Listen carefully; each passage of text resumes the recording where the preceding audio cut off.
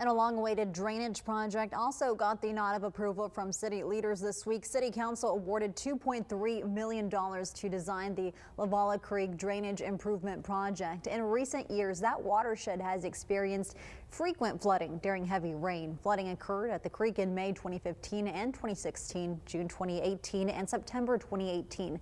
Jeff Edmonds, the city's engineering director, says the project will help business and residential property owners.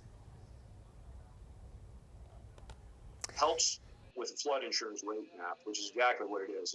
It's what they use to determine whether you have to buy flood insurance and what you pay for it. And it also determines aspects about the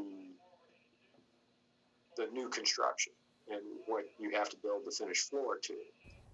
The program will consist of a 130-acre stormwater detention pond and new box culverts under North Padre Island Drive at the airport tributary.